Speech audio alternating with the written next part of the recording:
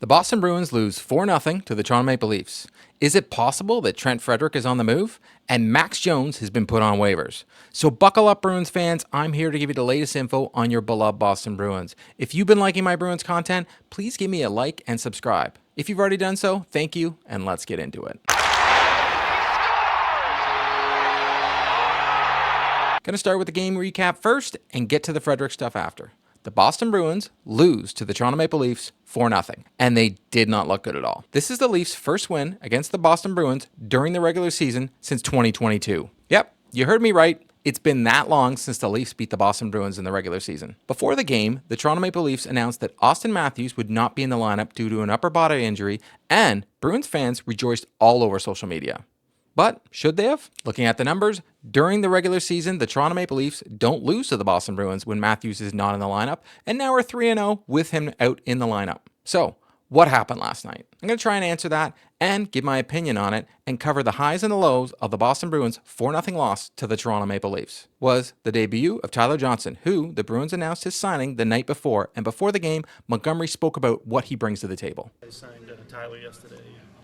What do you expect him to bring to the lineup? Energy, poise, wisdom, and just game management. He's going to make plays. He's going to be able to help us on the bench. Just another veteran voice who's won a couple of cups.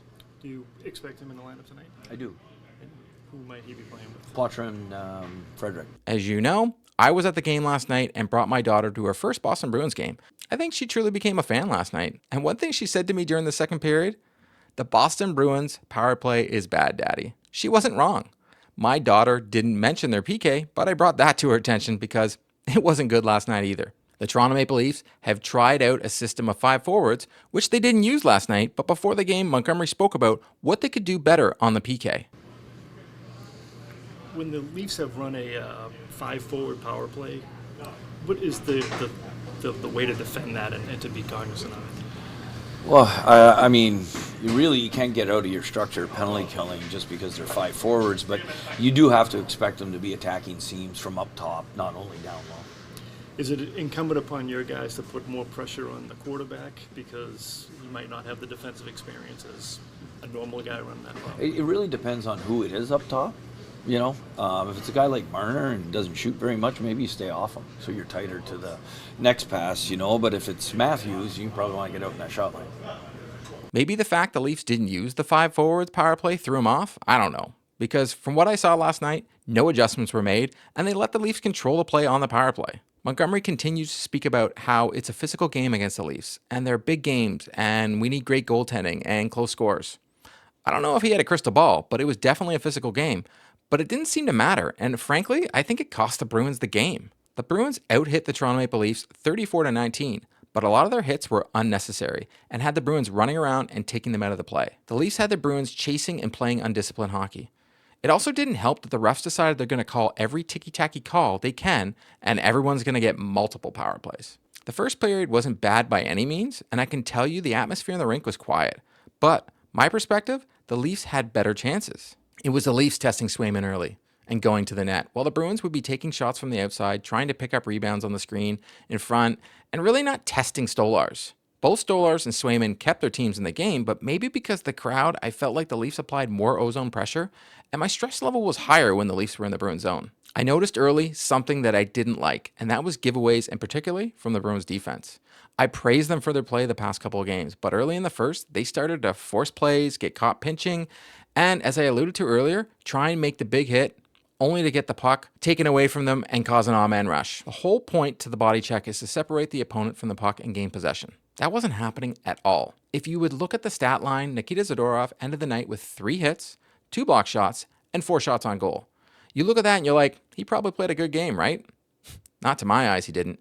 The pairing of Zadorov and McAvoy looked dreadful out there. They caused so many odd man rushes because they decided to make the big hit instead of playing the puck.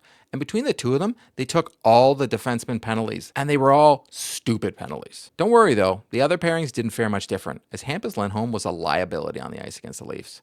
The Leafs did an amazing job of pressuring the Bruins defense to make mistakes, and this all started in the first period. Lindholm finished the game with 4 giveaways last night. I swear they all happened on the PK too, but don't quote me on this.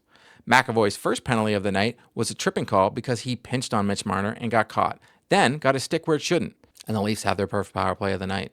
This one they don't score on, but I felt like the Leafs were testing out the Bruins for weak spots during this, and they tried options to get the puck to the net. I wanted to say earlier in the period, it became evident that Max Domi was going to be a pest, and he got away with a dirty punch to Marchand's face, and there was no call. But there was also no pushback from the Bruins at all, besides the occasional cross-check. No taking a number and making him pay later, and instead, let him be a pest all night and allow him to make zone entry after zone entry, all period, uncontested. The Bruins did the exact opposite this game from the previous games, and instead of attacking the zone entries, let the Leafs walk right in, sit back, and let them develop a cycle, then attack. It was rather weird to see, and for some reason the Bruins defense tonight, more time than not, were screening their own goalie than defending the front of the net. The Leafs' speed exposed the Boston Bruins in the first, and players like Domi and Robinson were allowed to enter the zone at will and set up the cycle. There was also the Pacioretty hit on Peak that was originally called a 5-minute major, and then reduced to nothing. Now, live at the game, they did not show the replay, but after seeing it, I can see why it was overturned. But I felt like it gave the Leafs momentum after that getting overturned for some reason. Peak didn't return to the game. McAvoy would end up getting another stupid penalty before the end of the period, and then Tanev has a questionable hit on Pastrnak, and Marchand comes to his defense. But we have a bunch of guys in the box, but nothing really comes from it except the Bruins power play. The Bruins power play gets his second chance of the period and looks just as bad as their first chance and records one shot on net. You just see Tanev take a run at one of your best players, and I truly felt after this power play, the Bruins gave the game to the Leafs. Stolarz played well this game, but the Bruins let him gain his confidence all night by not testing him early. They had no one in front of him, and when they decided to truly test him late in the game, it was too little too late. Tyler Johnson unfortunately was invisible for me in the first period, and in the third, and in the second, and I was looking for him out there. Well, the second period is when the wheels fell off for the Boston Bruins, and it's truly because of special teams and nothing else. 5-on-5, the Bruins played good hockey, but the parade to the box from the first period continues in the second, but this time the Toronto Maple Leafs capitalize. It's funny too, because it's the Leafs that get the first penalty of the period, and once again, the Boston Bruins do nothing with it. Putting a little snippet on the screen to show you what I mean about why it was so bad all night. The Bruins go to the power play, win the faceoff, only to give away the puck immediately. They get the puck back, they shoot the puck wide, and then finally get 2 shots on net. But Marchand's from a bad angle, and Lindholm is a soft wrister from the point. No one's clogging up the lane or even getting in front of Stolarz. There wasn't a moment where Leafs fans probably thought a Boston might score a goal. Not too long after, Swayman has a chance to cover the puck, plays it, which I guess causes Zadorov to be stupid, and get an interference penalty, which didn't need to happen at all. The Bruins were already clearing the puck out of the zone. You don't need to get a penalty there. This is what I mean by stupid penalties. It served no purpose, and it's not like he prevented a goal.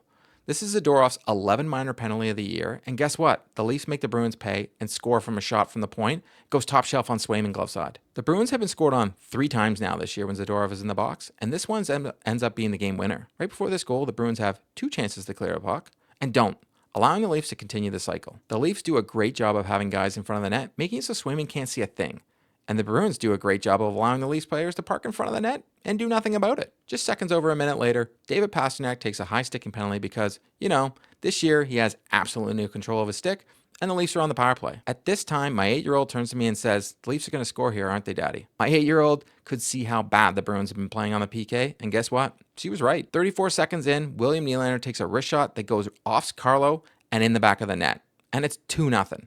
The Bruins had their chance to clear the puck and didn't, once again. And there was nothing Swayman could do. So, before you blame your goalie on a game being 2-0, don't. First 2 goals are pure puck luck, and I will never blame a goalie when a team is getting shut out. After this goal, you would think the Bruins would compose themselves, but McAvoy decides to take his second penalty of the night, and this one's for hooking because Robertson exposed McAvoy, caught him pinching, and McAvoy took a penalty because of it. The undisciplined play of the Bruins was evident all night, as they looked like a spoiled little brats out there when mommy would take away someone's tablet. Any push whatsoever from the Leafs resulted in the Bruins penalty instead of pushback at all. As I mentioned before, the Bruins out-hit the Leafs, but the majority of those hits were pointless and led to the puck going back on the Bruins side of the net for taking themselves out of the play. The Bruins would have 2 more power plays before the end of the period where they finally had a chance to score, and McAvoy is robbed by Stolarz. Or I guess, McAvoy shot at Stolarz, who was recovering from the first save. I don't think Stolarz meant to make that save, but it sure looked nice for him. The third period is no different. The Bruins play absolutely terrible. They're chasing the puck, going into the box again, getting penalties over and over again. Leafs go on the power play. Matthew Nice sits in front of the net uncontested. No one even touches him. He's able to tip a shot home while Carlo is pretty much right there looking at him the whole time. This one I just don't even get. Not too long after that, we get an empty net goal as soon as Swayman's been pulled. You have a night where the Leafs just dominate out there. They're on the PK or on the power play. The Bruins just had no answer, and they left their goalie hanging out to dry. Honestly, at this point, I don't understand what we can do to fix this. And Monty's answers after the game, yes, he talks about they need to get better, but at the same time, he almost like brushes it off. Give them some of the things that have bothered you in the past, the power play, penalty kill. They came back to haunt you again tonight. Yeah, I mean, our special teams, the numbers are the numbers, right? And the players that get the privilege of either being on the penalty kill or power play, along with us coaches, need to be better with our plan and we need to be better in our execution. When it comes to those penalties, is there a common theme there? Is it effort? Is it sloppiness? What is it? There's maybe a couple of penalties that I think we could have avoided tonight. But in general, I thought we drew a lot of penalties by playing the right way, 5-on-5. Just our power play didn't, have the success that theirs did. Is there something you can pinpoint to in that power play? It seems like getting it into the zone has been an issue. Yeah, it has been. That's probably been the biggest failure is our entries from our breakouts. But we're winning face-offs and we're not executing plays. Like you win the draw, you shouldn't have to break out. A couple of nice wins over the weekend, but that's your 7th regulation loss. What's the feeling around the group in general right now? Our group's fine. We feel we're getting better. Our habits and details are growing. You don't like losing 4-0. They got 3 power play goals. So we look at our 5-on-5 game. We don't think we're giving up that much.